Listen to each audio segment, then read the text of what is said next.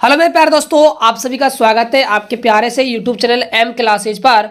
तो आज जो आपकी एग्जाम हुई थी केमिस्ट्री की, साइंस के स्टूडेंटों की, तो दोस्तों हम इस वीडियो के अंदर आप सभी को केमिस्ट्री सब्जेक्ट के अंदर जो आपके 25 MCQ क्वेश्चन पूछे गए थे उन सभी क्वेश्चनों का मैं आपको सॉल्यूशन करवाने वाला हूं। बच्चों ये जो सॉल्यूशन रहेगा आपका 100% करेक्ट सॉल्यूशन है, एक भी क्वेश्चन आपको गलत नहीं बताया जाएगा। यदि वीडियो अच्छा लगता है तो मेरे चैनल को सब्सक्राइब कीजिएगा, वीडियो को लाइक कीजिएगा और अपने दोस्तों के पास शेयर भी कर दीजिएगा। तो देखिए आज का जो पहला क्वेश्चन आपसे पूछा गया था, तो पहला क्वेश्चन था, पूछ रहा था विच of the following is not a solid solution, यानी सॉलिड जो सॉल्यूशन होता है उसके लिए क्या बच्चों सही नहीं है। तो इसके अंदर आपका जो ऑप्शन नंबर बच्चों डी है वो आपका बिल्कुल सही हो जाता।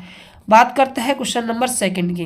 बच्चों क्वेश्चन नंबर जो सेकंड है वो क्या है, यहाँ पर थोड़ा सा मिटा हुआ है, दिखाई नहीं दे रहा है। मैं इस क्वेश्चन का आपको आंसर में बता रहा हूँ, अब मैच कर लीजिएगा।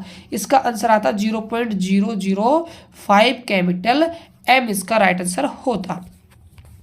बात करते हैं क्वेश्चन नंबर थर्ड की। पूछ रहा था आपसे कि which of the following is colligative property. तो क्वेश्चन नंबर थर्ड का जो राइट आंसर है बच्चों आपका हो जाता option number C, decrease in freezing point. बात करते हैं क्वेश्चन नंबर हम 4 की। देखिए यहाँ पर आपसे क्या है, EMF of cell with nickel and copper electrode will be. तो इस क्वेश्चन का जो राइट आंसर आता वो आपका ऑप्शन नंबर बी होता। बात करते हैं नेक्स्ट क्वेश्चन की। तो क्वेश्चन नंबर 5 में पूछा गया था कि which of the following statements is true regarding a primary cell. तो प्राइमरी सेल के रिगार्डिंग कौन सा जो स्टेटमेंट है वो आपका ट्रू है।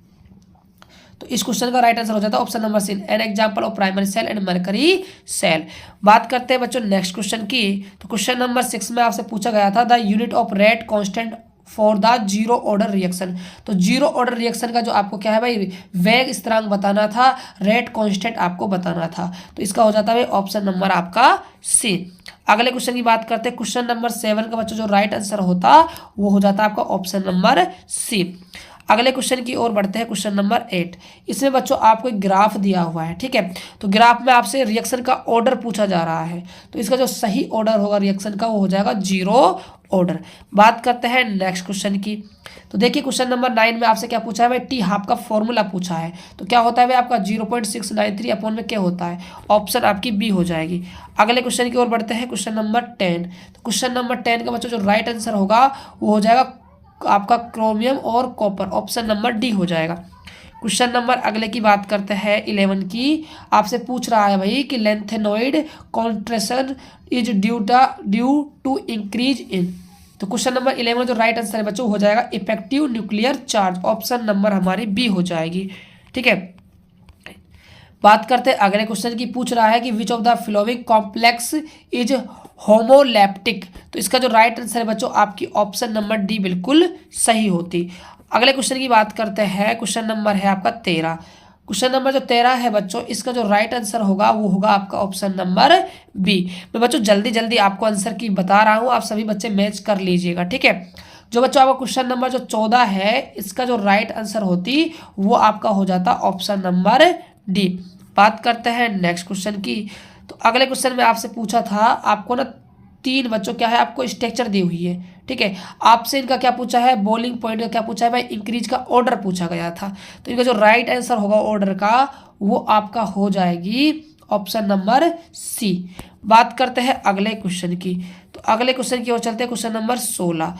आपको क्या एक रिएक्शन दी हुई है, यहाँ पर एक प्रोडक्ट बन रहा है 3H2O। यहाँ जो ए प्रोडक्ट है बच्चों गायब है, आपको ए प्रोडक्ट का नाम बताना है और इसकी स्ट्रक्चर लिखनी है, ठीक है।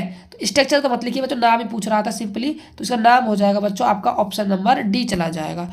अगले क्वेश्चन की बात करते हैं। तो क्वेश्चन नंबर जो आपका 17 है इसमें आपसे पूछा गया था भाई डिक्रीज एसिड स्ट्रेंथ का आपको फॉलोइंग कंपाउंड्स आपसे पूछा गया था और करेक्ट आपसे ऑर्डर पूछा गया था। तो इसका जो ऑर्डर हो जाएगा आपका ऑप्शन नंबर ए हो जाएगा। बात करते हैं नेक्स्ट क्वेश्चन की। तो क्वेश्चन नंबर जो 18 है बच्चों इसमें आपसे क्या पूछा है, कैल्मेशन जो रिएक्शन है आपकी उससे बच्चों रिगार्डिंग ये क्या है आपका क्वेश्चन है। इसमें आएगा जिंक अमलगम प्लस में HCl, ऑप्शन आपका ए हो जाएगा। अगले क्वेश्चन की ओर बढ़ते हैं। क्वेश्चन नंबर 19 जो है बच्चों उसके अंदर जो राइट आपका आंसर आएगा वो आपका होगा ऑप्शन नंबर ए हो जाएगा। इटर्ड रिएक्शन आपका बिल्कुल सही आंसर हो जाएगा। बात करते हैं नेक्स्ट क्वेश्चन की। क्वेश्चन नंबर है हमारा 20। तो क्वेश्चन नंबर 20 में आपको ना क्या दिया हुआ है भाई, आपसे पूछ रहा है कि जो आपका एल्डोल क्या होता है भाई, एल्डोल जो आपका क्या होता है संलग्न होता है वो अभिक्रिया नहीं देगा। किसके साथ आप उसकी रिएक्ट करवाओ रिएक्शन, तो अभिक्रिया नहीं देगा। तो इसका राइट आंसर हो जाएगा आपका ऑप्शन नंबर बी। बात करते हैं नेक्स्ट क्वेश्चन की। तो अगले क्वेश्चन पूछा कि सैंड मेयर अभिक्रिया के लिए एक अभिकर्मक है। जब आप सैंड मेयर रिएक्शन करवाते हो तो रिएक्ट के रूप में कौन सा रिजेंट आप यूज करते हो वो आपको बताना है। तो यहाँ पर यूज किया जाएगा बच्चों, इसमें से कोई भी ऑप्शन नहीं है, इसलिए नन ऑफ दीज आंसर आ जाएगा।